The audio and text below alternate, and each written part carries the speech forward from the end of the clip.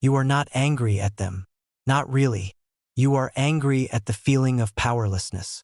You are exhausted by the noise. There is a mob and it follows you. It doesn't always carry torches or shout in the streets. Sometimes it whispers from your own phone. Sometimes it sits across from you in a meeting room, its silence a form of judgment. Sometimes the loudest voice in the mob is your own, a relentless chorus of inadequacy and fear that hounds you in the quiet hours before dawn. You fight back. You have to. You build your arguments, you polish your defenses, you rehearse your counterattacks in the shower. You try to be smarter, faster, more resilient. You consume books and podcasts on strength, on boundaries, on how to win. And yet, you are so very tired. The anger, the frustration, the gnawing anxiety, these are the fuels you have been using to survive, but they are toxic fuels. They are burning you out from the inside, leaving a residue of bitterness and a deep, aching hollowness that no victory seems to fill. You pretend you are fine, of course. You have perfected the mask of composure. But your soul has been aching for a different kind of truth, a different source of power. There is a stillness you crave, a quiet authority that does not need to raise its voice.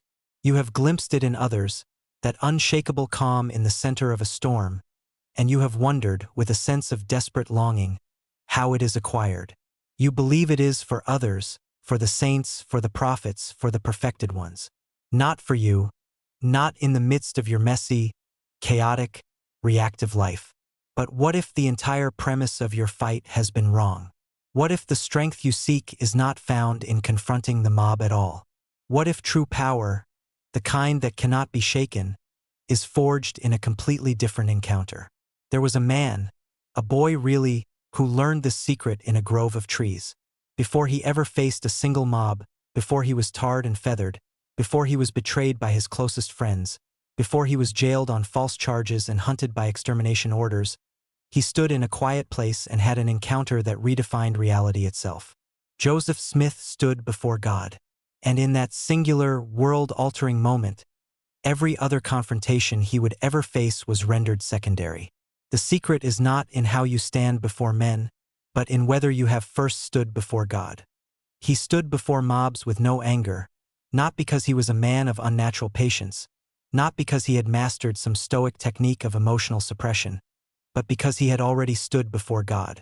The fire of that divine encounter had burned away the chaff of his ego. The voice of revelation had deafened him to the jeers of the crowd. The gaze of the Almighty had become his only mirror, and in it, he saw not a man to be defended, but a soul with a divine errand. This is the source of the peace that passes all understanding. It is an authority that does not posture or threaten, because it has no need. It is rooted in a different kingdom, anchored to a different power. And that same encounter, that same possibility, is waiting for you. It is waiting in the silent spaces between your frantic thoughts. It is waiting in the stillness you have been too afraid to enter. Your exhaustion is a sacred invitation. Your frustration is a signpost pointing you away from the battlefield of the ego and toward the sacred grove of your own soul. The mobs in your life, the outer and the inner, will not be defeated by your anger. They will simply be rendered irrelevant by your alignment. If this resonates already, if you feel that flicker of recognition in the deepest part of your being, write one word in your heart or wherever you may be. That word is ready, because the journey away from the noise and into that divine stillness begins now. It begins with the simple, humble admission that your way is not working, and that you are finally, truly, ready for His. The first principle of this transformation, the foundational truth upon which all unshakable courage is built, is this: the witness precedes the trial. We have it backward. We pray for strength in the middle of the storm. We beg for courage when the mob is at our door. We ask for a witness that God is with us when we are surrounded by evidence that He is not. We want the burning bush in the middle of our panic, the parting of the Red Sea as the chariots bear down upon us. And while God can and does intervene in our moments of crisis, the enduring, unshakable power, the kind that allows a man to face his murderers with the calm of a summer's morning, is not generated in the moment of trial. It is carried into it. It is an endowment of power received in a sacred, preparatory space. long before the enemy is in sight. You must have your moment in the grove before you are called to stand in the courthouse. You must hear the voice of the Father before you are forced to endure the silence of your prison cell. The spiritual capital you will spend in your darkest hour must be earned and deposited in your moments of quiet communion. This is the divine pattern. Think of the boy Joseph. He went into the woods with a question. He was confused, caught between the warring claims of men. His was a personal crisis, a quiet, internal mob of conflicting voices. He was not yet a prophet, not yet a leader, not yet a target. He was simply a seeker. He sought a private audience to resolve a private confusion. And in that sacred solitude, heaven opened. He stood in a pillar of light and saw the Father and the Son. He heard his name spoken. He was seen, known, and loved by the highest powers in the universe. That was the witness. That was the deposit. And it happened before a single human being on earth, other than his family, even knew his name. Then, and only then, did the trial begin. The moment he shared his experience, the mob began to gather. First, it was the minister's scorn. Then, the community's ridicule. The persecution was immediate and intense. But notice the dynamic. The opposition was not attacking a boy with a mere opinion or a philosophical idea. They were attacking a boy who had become a witness. He had something they could not take away. He said, "I had seen a vision. I knew it, and I knew that God knew it, and I could not deny it, neither dared I deny it." The power was not in his ability to argue or persuade. The power was in the simple, settled fact of his encounter. He was not defending a belief. He was reporting an experience. This is the fundamental shift. You, in your life, are trying to defend your beliefs. You are trying to prove your worth, to justify your position, to win the argument. This is an exhausting and endless war. The invitation is to shift from defending a belief to standing in the quiet authority of your own sacred experience. Your grove may not involve a pillar of light. It may be the moment you felt an undeniable peace settle over you in a time of prayer. It may be the sudden, intuitive clarity that came after a long struggle. It may be a profound feeling of being loved and guided that you cannot explain but also cannot deny. These are your encounters. These are your deposits into your spiritual treasury. The world will tell you to ignore them, to explain them away as emotion or coincidence. The mob of your own intellect will try to dismantle them. But your work is to hold them sacred, to return to them, to build your house upon the rock of those moments when you knew, and you knew that God knew. When the trials in your life come, the betrayal, the financial collapse, the health crisis, the public humiliation, you will not have the time or the emotional capacity to go searching for a new witness. You will have to draw upon the one you have already secured. The courage you need for tomorrow's battle is being offered to you in today's stillness. The peace you will require to face the shouting mob is being whispered to you in your quietest moments of seeking. Do not neglect them. Do not rush past them. Your future steadfastness depends entirely on your present communion. The witness always precedes the trial. Seek your witness now. Secure it. Cherish it. For it is the only armor that will hold when all else fails. The second revelation flows directly from the first, and it is a truth that our frantic, noisy world despises. True authority is stillness. Observe the dynamic of any conflict. The side that is losing control is the side that gets louder. Reactivity is the signature of insecurity. Anger, defensiveness, frantic explanation, the desperate need to have the last word. These are all signs that you are operating from a place of fear, that your sense of self is threatened, that you are disconnected from your true source of power. The mob is, by its very nature, chaotic. It is a swirling vortex of shared anxiety, blame, and outrage. This energy is frenetic, loud, and demanding. To engage with it on its own terms is to be immediately pulled into its vortex. If you meet its chaos with your own chaos, you have already lost, even if you win the argument. You have allowed the mob to set the terms of engagement. You have descended to its level. Now consider the alternative. Consider the man who has already stood before God. He carries a different energy. It is an energy of profound, centered stillness.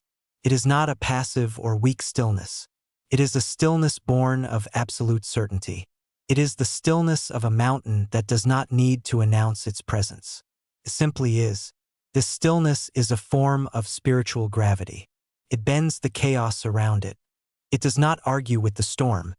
It provides the silent, unmoving center around which the storm rages. Joseph Smith's life becomes a masterclass in this principle. His persecutors were constantly in a state of agitation, whipping up crowds, fabricating rumors, driven by a frantic need to discredit him. Their energy was loud, chaotic, and violent. By contrast, the accounts of those who knew him, even many who were not his followers, often speak of a surprising calmness, a quiet confidence that was deeply unnerving to his enemies. When he stood before a court, he did not typically engage in fiery rhetoric. He spoke with a simple, plain authority. When he was dragged from his home by a mob, beaten, and covered in hot tar, his recorded response upon returning was one of sorrow for their rage and a quiet determination to continue his work. Where does this stillness come from? It comes from having your validation anchored in a higher court. The verdict is already in. When the Creator of the universe has spoken your name, has affirmed your worth and your calling, the opinions of the crowd become just noise. They lose their power to define you. The desperate, grasping need for human approval, which is the root of all reactivity, begins to wither. You no longer need them to see you because you have been seen by God. You no longer need them to validate you because you have been validated by God. You no longer need them to agree with you because you are aligned with a truth that is not up for a vote. This is the source of true authority. It is not positional power. It is not charisma. It is not the ability to dominate others. It is the quiet, internal alignment with the divine that radiates outward as unshakable peace. In your own life, pay attention to your reactivity. It is your spiritual barometer. When you feel that hot surge of defensiveness, that urgent need to correct someone, that sting of being misunderstood, pause. Recognize it for what it is. A signal that your ego has been triggered, that your sense of worth has been temporarily tethered to an external opinion. In that pause, do not engage the mob. Retreat, even for a moment, to your inner grove. Reconnect with the source of your true identity. Remind yourself who you are, a child of God. Remember your own sacred encounters, those moments of clarity and peace. Anchor yourself again in that reality. From that place of stillness, you can then choose how to respond, or if a response is even necessary. Often, the most powerful response is silence. A quiet, non-anxious presence is a profound witness. It communicates that you are not threatened, that you are operating on a different plane. It starves the mob of the chaotic energy it needs to survive. The world will teach you to be loud. Heaven will teach you to be still. The world will tell you to fight fire with fire. The Spirit will whisper that you are the living water that extinguishes the flame. Cultivate this stillness. It is your sanctuary and your fortress. It is the frequency of revelation, and it is the only authority that the forces of chaos will ever truly respect and fear. This leads us to a deeper, more personal diagnostic tool, a third insight into the mechanics of the soul. The anger you feel is a symptom of disconnection. We tend to treat anger as the problem itself. We try to manage it, suppress it, channel it, or justify it. We see it as a primary force. But spiritually, anger is almost always a secondary emotion. It is a warning light on the dashboard of your soul. And the warning it is flashing is this: you have become disconnected from your divine source. You have forgotten who you are. Your anger, your fear, your resentment. These are the painful, jagged emotions of a spiritual orphan. They are the natural feelings of a soul that believes it is alone, unprotected, and fighting for its own survival in a hostile universe. When you are fully connected, fully abiding in that state of communion, you are filled. You are filled with light, with peace, with a profound sense of belonging and purpose. There is simply no room for the corrosive acids of rage and bitterness. It's not that you are actively pushing anger away. It's that the vessel of your soul is already occupied by something infinitely more powerful and pure. When anger and fear creep in, it is a sign that a vacuum has been created. Your connection has been compromised, and these lower energies are rushing in to fill the void. This is not a judgment. It is a mechanism. It is a merciful signal calling you back to your source. The story of the lost 116 pages of the Book of Mormon manuscript is a perfect illustration of this principle. Joseph Smith, under intense pressure from his friend and benefactor Martin Harris, repeatedly petitioned God for permission to let Martin take the pages to show his skeptical wife. After being told no twice, Joseph pressed again, and was finally given a reluctant permission, a permission contingent on strict conditions which were immediately broken. When Martin returned, distraught, without the pages, Joseph's reaction was not one of righteous, prophetic anger at Martin. It was one of utter, soul-crushing despair. He cried out, "All is lost! All is lost! What shall I do? I have sinned. It is I who tempted the wrath of God." His agony was not about the lost manuscript itself. It was about the immediate and painful consequence. The divine connection was severed. The Urim and Thummim were taken from him. The spirit of revelation withdrew. He was left alone with his mistake, plunged into darkness. The anger, the fear, the despair, they were all symptoms of this profound disconnection. He had prioritized the fear of man, displeasing Martin, over the counsel of God. He had tethered his actions to the mob of one man's doubt, and in doing so, he had unplugged himself from heaven. How was the situation resolved? Not by finding the pages, not by lashing out at Martin Harris. The healing came through a process of deep repentance, humility, and a painful realignment with the will of God. It was only after a period of darkness and chastening, when he had fully surrendered his will again, that the connection was restored. And with the restoration of that divine communion, the peace returned, the purpose returned, the prophetic power returned. The anger and despair, which were only symptoms, vanished as the light poured back in. Look at your own life. Where is your anger? Where is your chronic frustration? Where do you feel that constant, low-grade irritation or that explosive rage? Do not stop at the surface level, the person who cut you off, the colleague who undermined you, the injustice you see in the world. Go deeper. Ask the diagnostic question. Where have I become disconnected?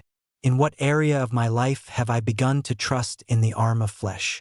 Where have I tethered my sense of well-being to a specific outcome, to the approval of others, to my own ability to control the world around me? Your anger is a map. It points directly to the places where you have built your house on the sand of worldly validation. It is a loving, if painful, invitation to return to the rock. The solution to your anger is not to try harder to be patient. The solution is to get on your knees and reestablish the connection that is the source of all true patience.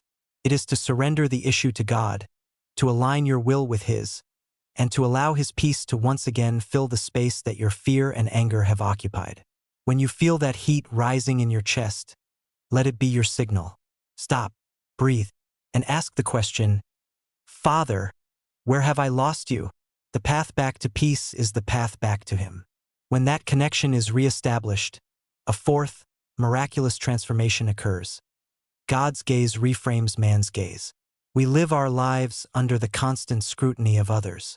From our earliest moments, we learn to read the faces of our parents, our teachers, our peers, looking for approval, acceptance, and validation. We build our identities based on the reflections we see in their eyes. This human gaze becomes our primary mirror. If it reflects admiration, we feel worthy. If it reflects criticism or indifference, we feel diminished. Our emotional state is therefore held hostage by 1,000 shifting, fallible, and often biased human opinions. The mob, in its essence, is the concentration of this human gaze. It is a multitude of eyes staring at you, judging you, defining you. The weight of this collective gaze can be crushing. It is the force that pressures people into conformity, that silences dissent, and that can fill a soul with a terrifying sense of shame and isolation. It is the fear of this gaze that makes us reactive, defensive, and angry. We fight desperately to control the reflection, to manage the perception, to force the eyes of the world to see us as we wish to be seen. It is an unwinnable war. But then comes the encounter in the grove. Then comes the moment when you truly feel, for the first time, a different gaze upon you. It is the gaze of your Creator.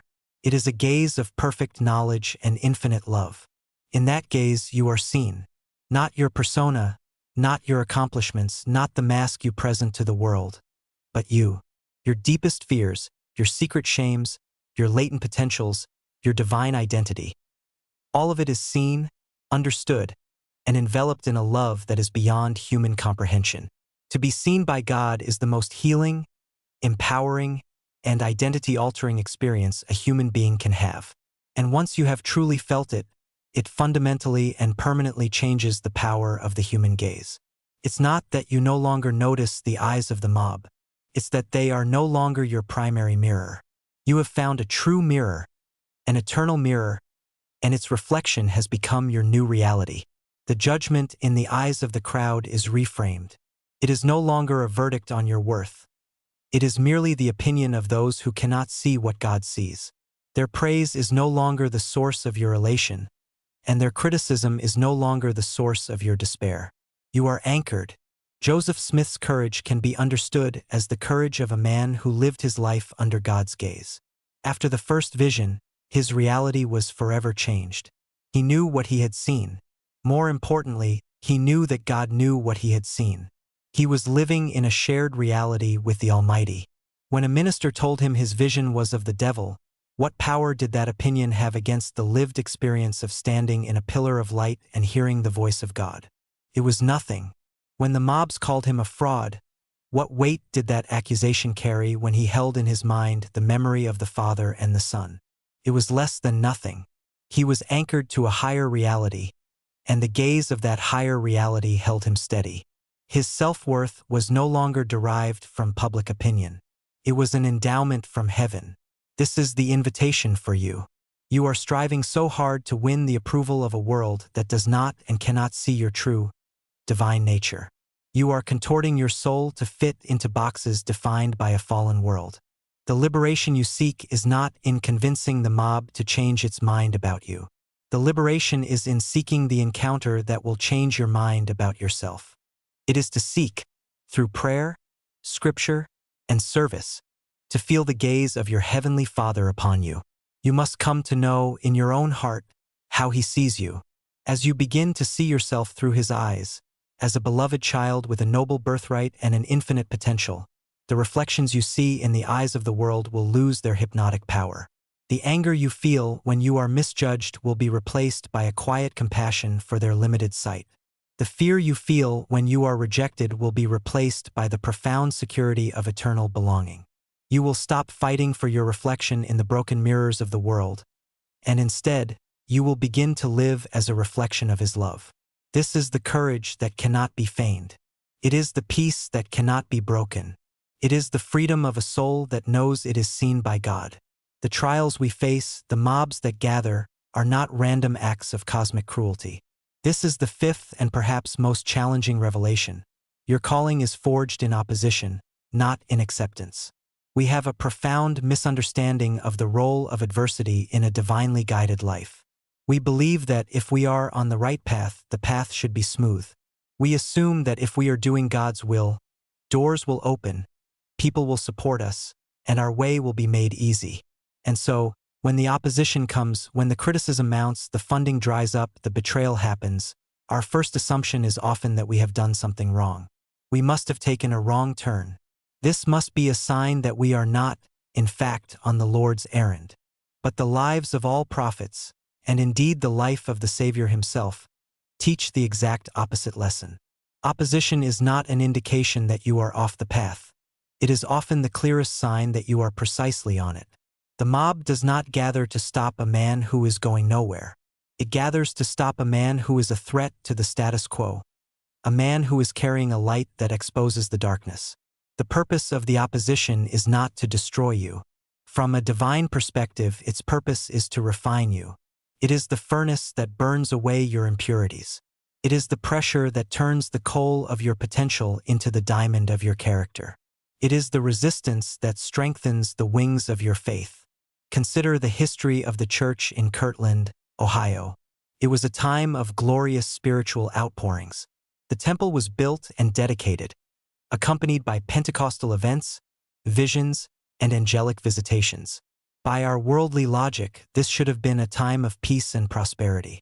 Instead, it was a time of intense internal and external opposition.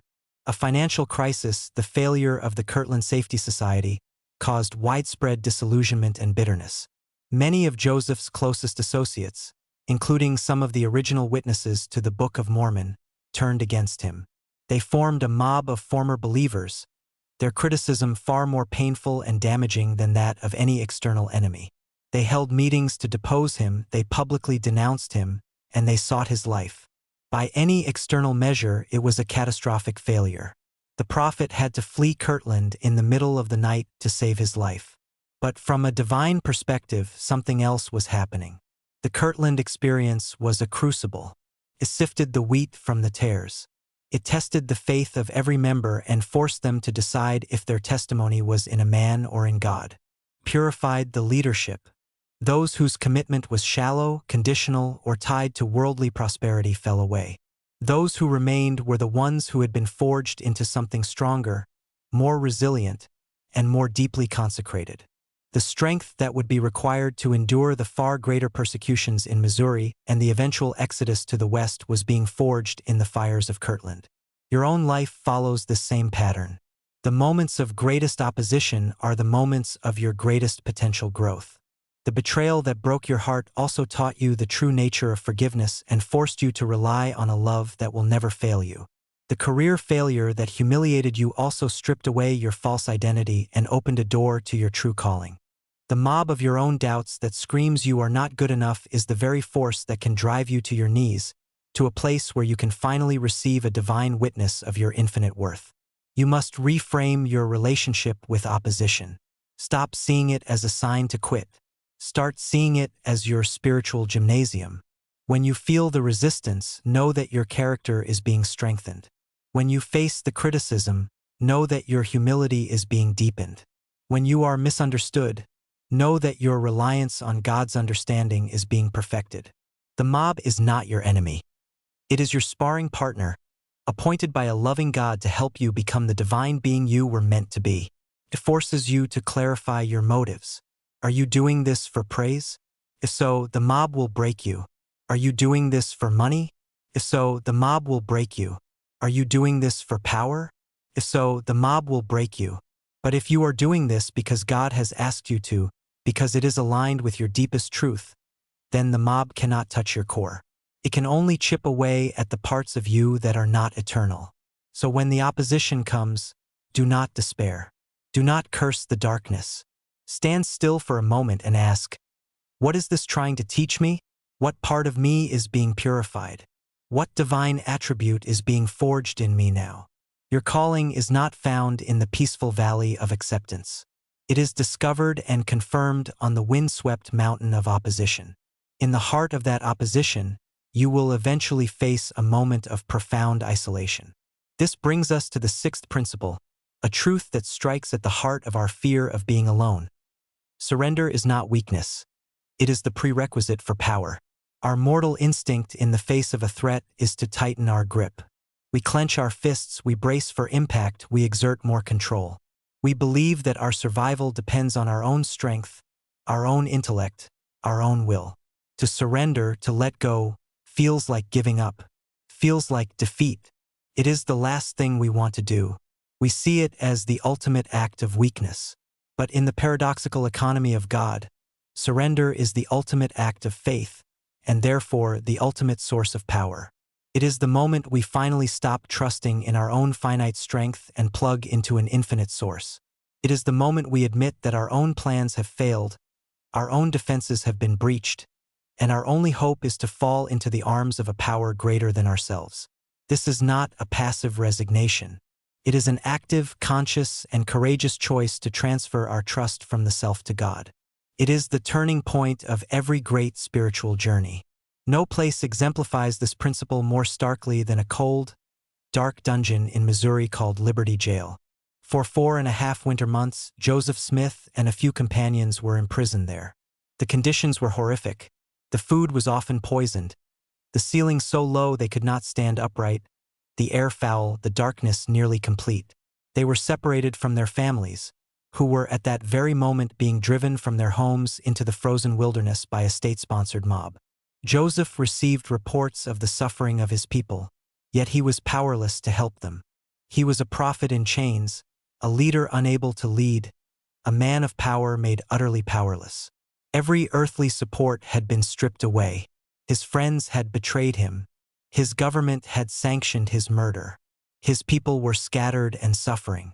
And God, it seemed, was silent. It was in this place of absolute human extremity that Joseph cried out in one of the most poignant prayers ever recorded. "O God, where art thou? And where is the pavilion that covereth thy hiding place? How long shall thy hand be stayed, and thine eye, yea, thy pure eye, behold from the eternal heavens the wrongs of thy people and of thy servants, and thine ear be penetrated with their cries?" This was not the prayer of a man in control. This was the raw, agonized cry of a man at the absolute end of his own strength. It was a cry of surrender. He had nothing left. His own power was zero. And it was precisely in that moment of complete and utter surrender, in that admission of total dependence, that the heavens opened. The voice of the Lord filled that dark prison, not with a plan of escape, but with words of profound peace and power. "My son, peace be unto thy soul. Thine adversity and thine afflictions shall be but a small moment. And then, if thou endure it well, God shall exalt thee on high. Thou shalt triumph over all thy foes." What followed was a torrent of revelation, some of the most sublime and beautiful scripture in all the holy canon, pouring into the soul of a man in the deepest darkness. The power did not come when he was leading armies or building cities. It came when he was broken, helpless, and utterly surrendered in a filthy prison. He did not win by breaking out of the jail. He triumphed by surrendering within it. This is the divine pattern.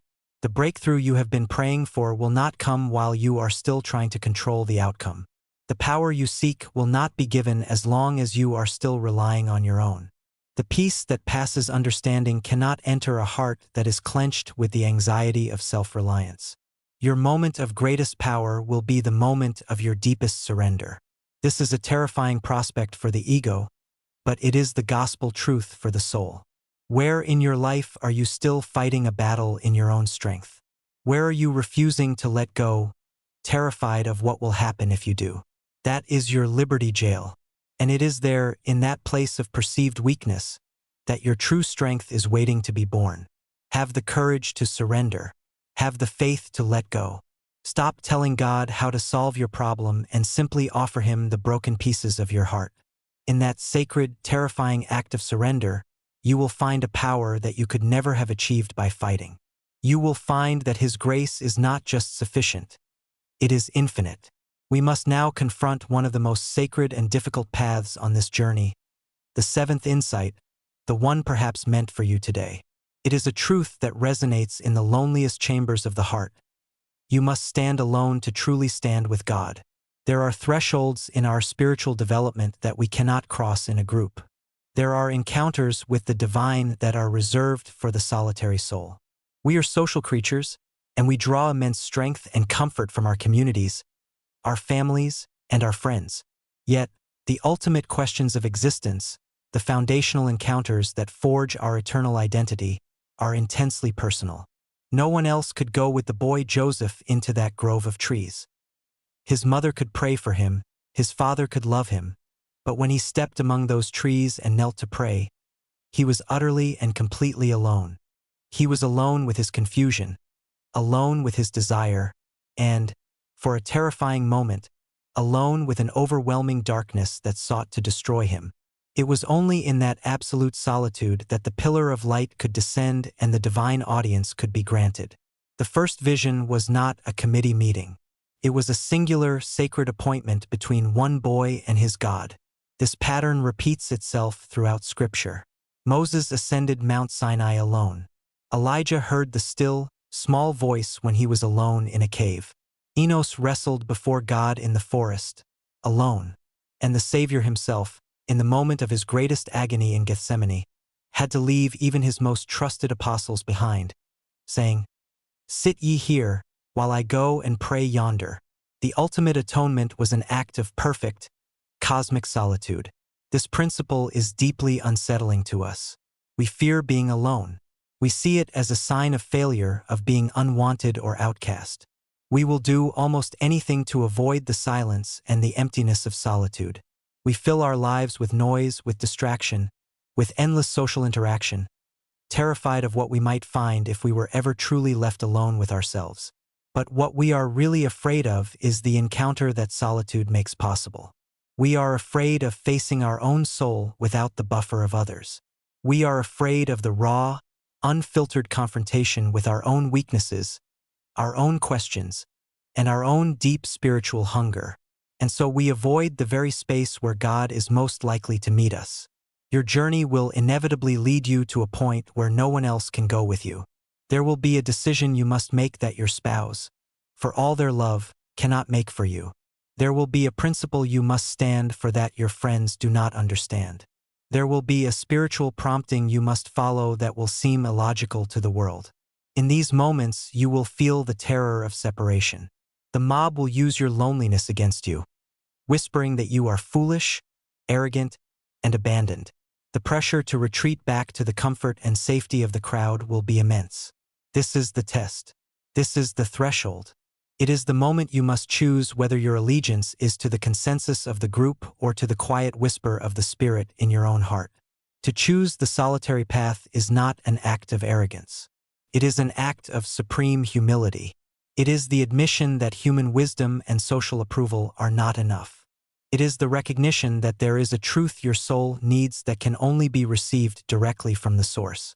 This sacred isolation is not a punishment. It is a privilege. It is the holy ground where the veil is thin. It is in the solitude of your early morning prayer, in the quiet of a walk in nature, in the loneliness of a sleepless night when you finally stop running and turn to God, that the most profound revelations are given. It is where you stop borrowing light from others and begin to kindle your own. Joseph Smith's life was marked by a profound and often painful loneliness. He was constantly surrounded by people, yet he carried a knowledge and a responsibility that no one else could fully share. He was misunderstood by his enemies and, at times, even by his friends. This isolation was a necessary component of his calling. It kept him constantly reliant on God, for there was often no one else to whom he could turn. If you feel alone on your path right now, do not mistake it for abandonment. It may be that you have been led to this sacred, solitary place for a divine purpose. It may be that you are on the verge of your own grove. Embrace the silence. Do not fear the solitude. It is in this place, where the voices of the world fade away, that you can finally hear the one voice that matters. It is in standing alone that you finally learn you are never, ever truly alone. Stand your ground. The witness you are seeking is waiting for you there. Of course, this journey into sacred solitude often leads us first through a valley of profound darkness. This is the eighth and perhaps most harrowing revelation. The silence of God is not his absence. There will be times, inevitably, when you have done everything right. You have prayed, you have sought, you have sacrificed, you have stood alone, and the heavens seem to be made of brass. Your prayers seem to bounce off the ceiling. The peace you once felt is gone. The light that once guided you is extinguished. You are left in a spiritual darkness, a profound silence that feels like utter abandonment. This is the ultimate test of faith. It is easy to believe in God when you feel his presence, when the miracles are flowing, when the path is clear. But can you still believe when he is silent? Can you still trust in a Father who seems to have hidden his face from you? This silence is the mob's most powerful weapon. It confirms your deepest fears, that you are truly alone, that it was all just an illusion, that you were a fool to believe. The darkness amplifies the voices of doubt, both internal and external, until they are deafening. The experience of Liberty Jail was the epitome of this divine silence. Joseph was a prophet of God, the chosen seer of the restoration, and yet he was left to languish in a pit of despair. His anguished cry, "O God, where art thou?" was not a rhetorical question. It was the genuine, desperate plea of a soul that felt utterly and completely cut off from the divine source. He had had the first vision. He had entertained angels.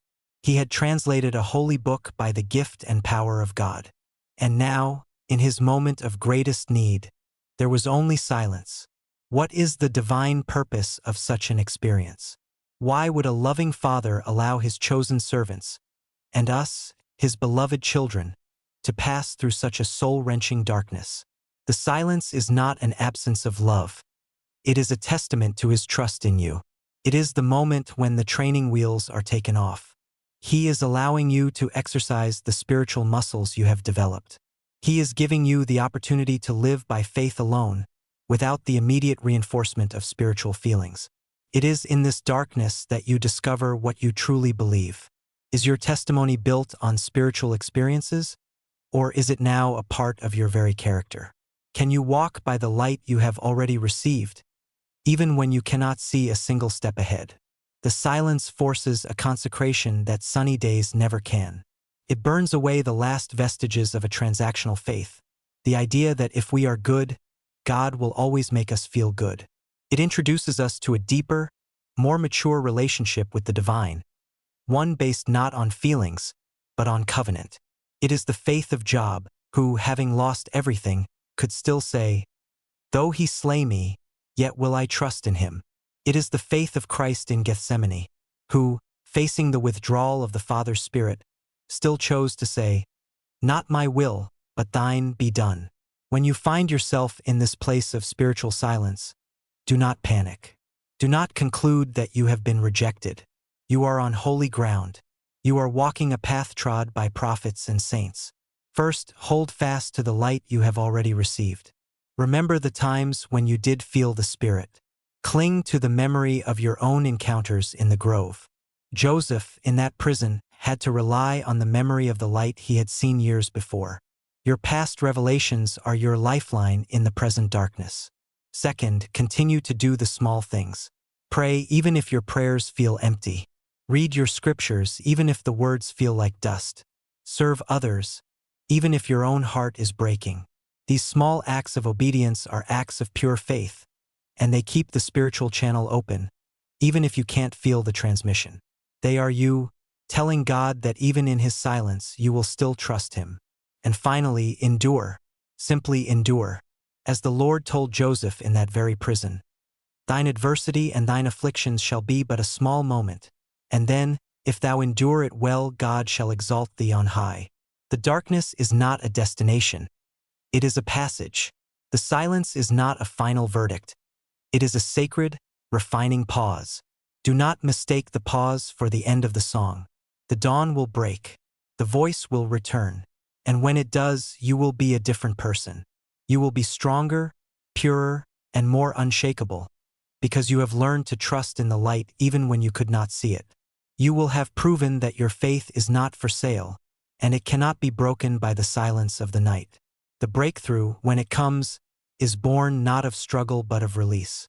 This brings us back to our earlier principle, but viewed now from the other side of the darkness, as our ninth revelation.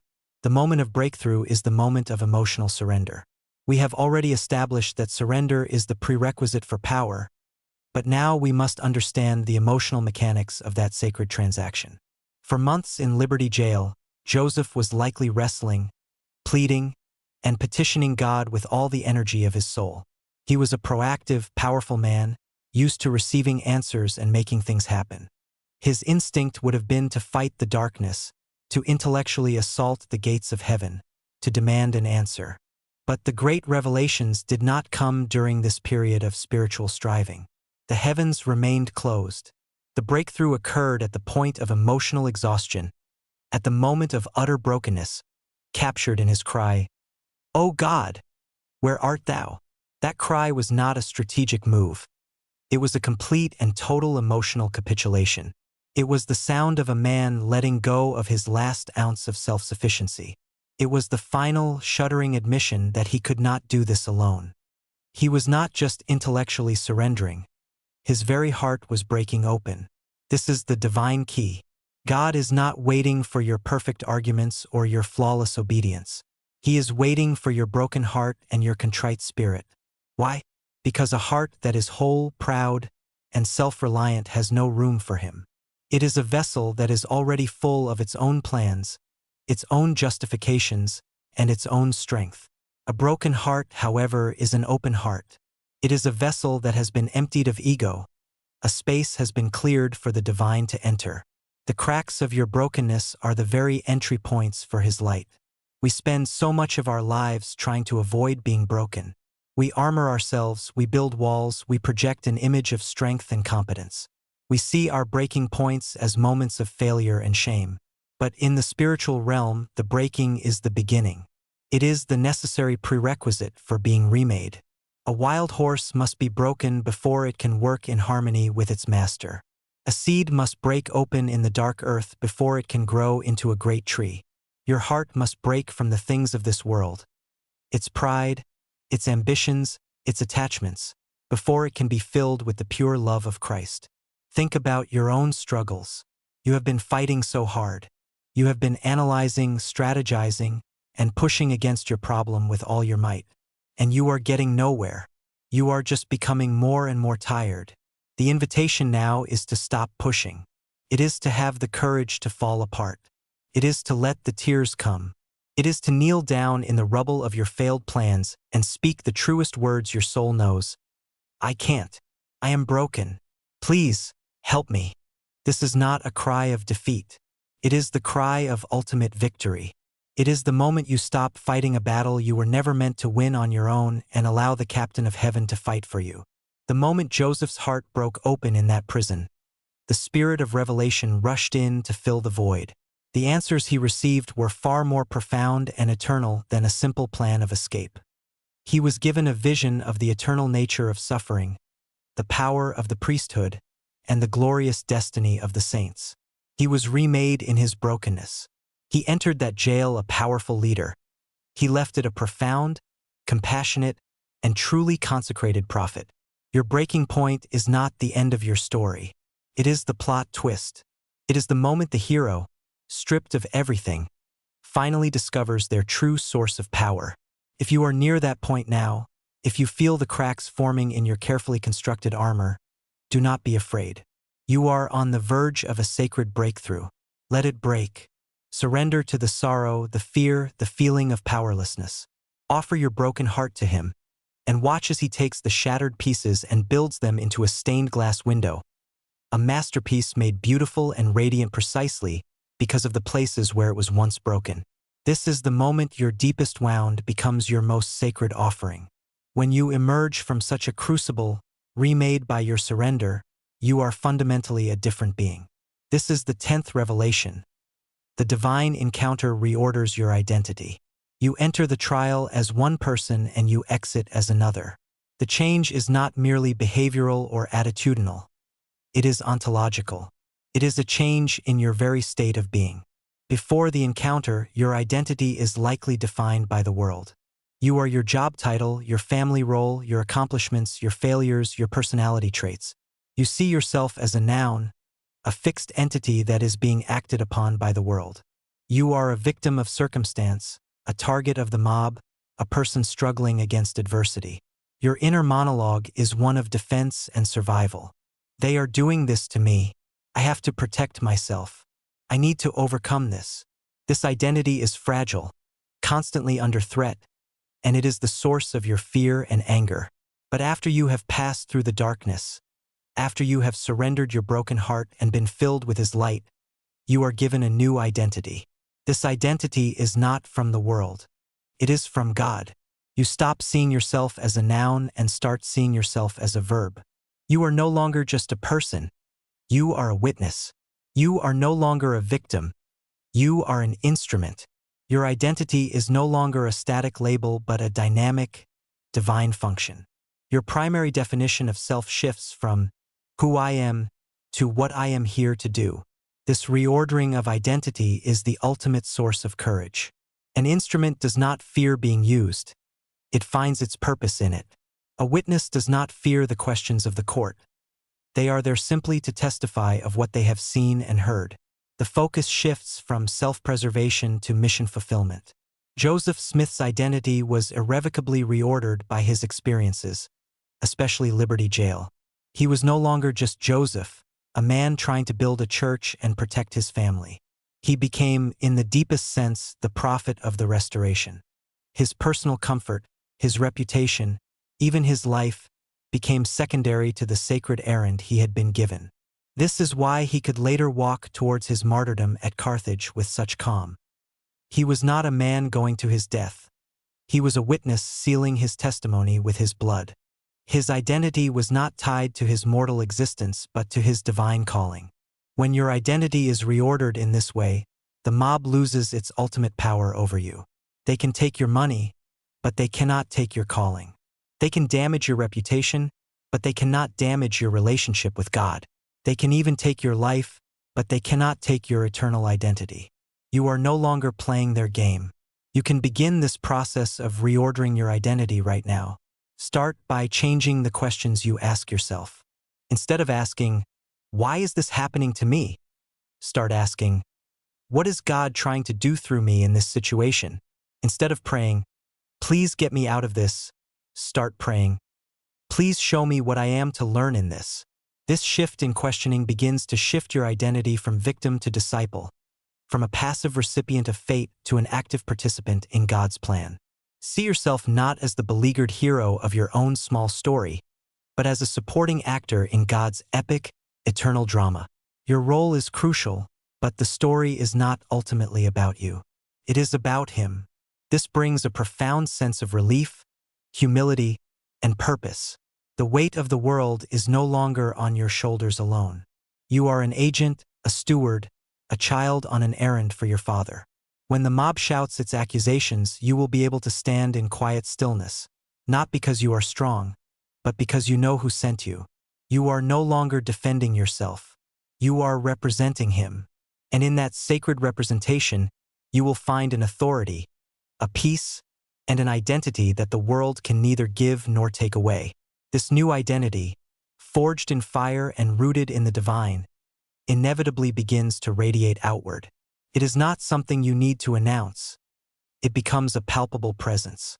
This leads to the 11th profound insight: your peace becomes a witness to others. In a world saturated with anxiety, outrage, and fear, a person who embodies a deep and unshakable peace is a walking anomaly. They are a lighthouse in a storm. Their very presence asks a question. While everyone else is reacting, panicking, and lashing out, the centered soul stands in a quiet stillness that is both unnerving and profoundly attractive to a world starved for it. This peace is not a denial of reality. It is not a blissful ignorance of the problems and dangers of the world. It is a peace that coexists with the storm. It is the calm in the eye of the hurricane. It is a testament that there is a source of strength and security that is not dependent on external circumstances. It is, in essence, the most powerful sermon you will ever preach. Your calm in the face of the mob becomes a more compelling witness for God than any argument you could ever articulate. Think of the final days of Joseph Smith's life. He knew he was going to his death. He said, "I am going like a lamb to the slaughter, but I am calm as a summer's morning. I have a conscience void of offense towards God and towards all men." This was not a boast. It was a statement of fact, a final testimony. At Carthage jail, in the hours before the mob burst through the door, he was not wringing his hands in despair. The accounts tell us he was comforting his friends, bearing his testimony, and requesting that the hymn, "A Poor Wayfaring Man of Grief," be sung. This was a man whose peace transcended the most terrifying of circumstances. That peace was his final witness.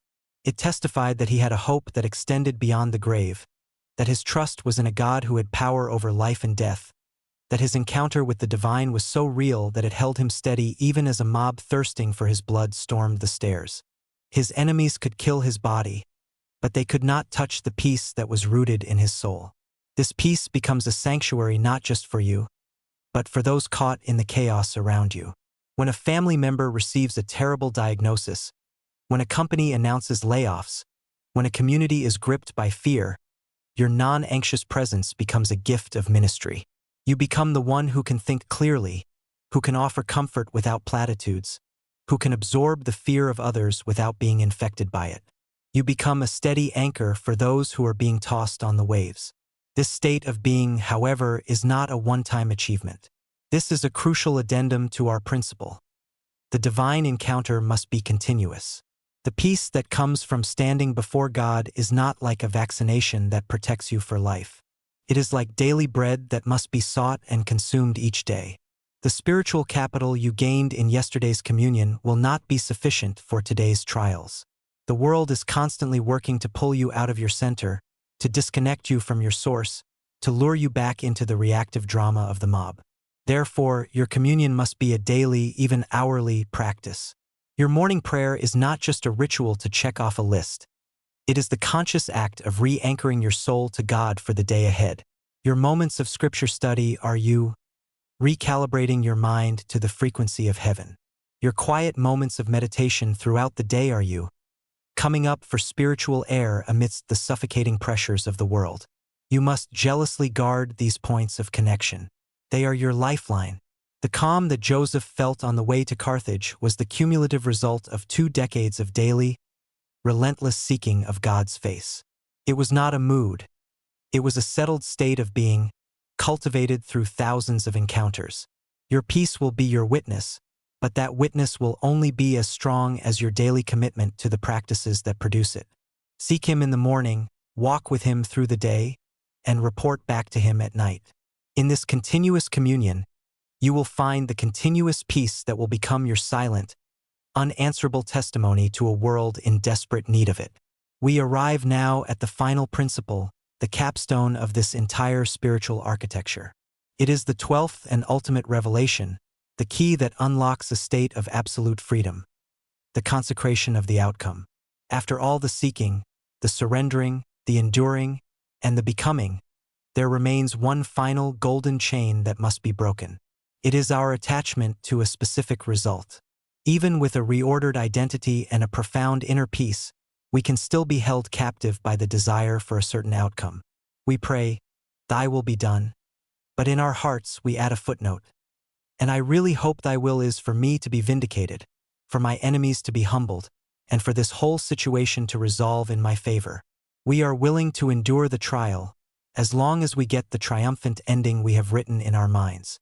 This attachment to the outcome is the final hiding place of the ego.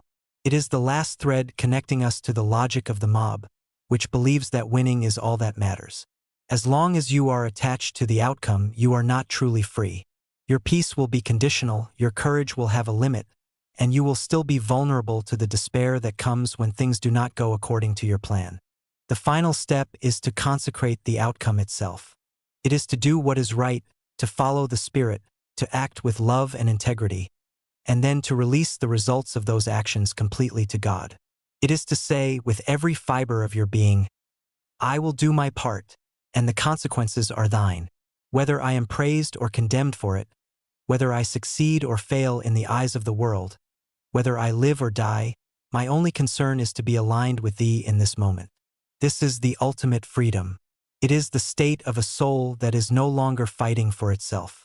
Joseph Smith's journey to Carthage was an act of consecrating the outcome. He had options. He could have fled west, as some urged him to do. He could have tried to raise a militia to fight. But he felt a spiritual prompting that his work was finished and that he must go to the slaughter to seal his testimony. He was not attached to the outcome of living. He was only attached to the principle of finishing the work God had given him. In releasing his attachment to his own life, he found a perfect peace. The mob could no longer threaten him with anything he was not already willing to give. They had no power over him. They could take his life, but they could not make him afraid. They could not break his peace. This is the place of power where you are invited to live. Look at the situation that is causing you so much anger and anxiety. At its root is an outcome you are desperately trying to control. You are attached to being understood. You are attached to being proven right. You are attached to your project succeeding. You are attached to your child making a certain choice. This attachment is the source of your suffering. The final act of faith is to place that desired outcome on the altar. It is to do your best, to act in love, and then to open your hands and release the result to God. Trust that He, in His infinite wisdom, can orchestrate a far greater symphony than you can with your limited view. Trust that even a worldly failure can be an eternal victory in His hands. Trust that what looks like a tragic ending from a mortal perspective might be the very event needed to unlock blessings for generations to come. Joseph's death, by all worldly standards, was a catastrophic failure. The mob won, but from a divine perspective, his martyrdom became a sacred seal on the restoration, a witness that would echo through the ages and inspire millions. God consecrated the tragic outcome for his own glorious purposes. So let go. Do the right thing for the right reason, and let the consequences be what they will. Speak your truth with love, and let go of the need for it to be received. Build your creation with integrity, and let go of whether it will be a worldly success. Love your family with all your heart, and let go of your attachment to the specific choices they make. This is the peace of God, which passeth all understanding. It is the quiet, unshakable authority of a soul that has nothing left to lose, because it has already given everything to God. The mob can shout, it can threaten, it can rage, but it cannot touch the one who has already stood before God and consecrated the outcome. You are no longer their prisoner. You are free. Your journey is not to defeat the mob. It is to arrive at a state of being where the mob no longer matters. And that journey begins, continues, and ends in the same sacred space. In quiet, humble, continuous communion with the God who knows your name, who sees your struggle, and who offers you a peace that the world can never understand and can never, ever take away. Go to your grove, stand before him, and be free.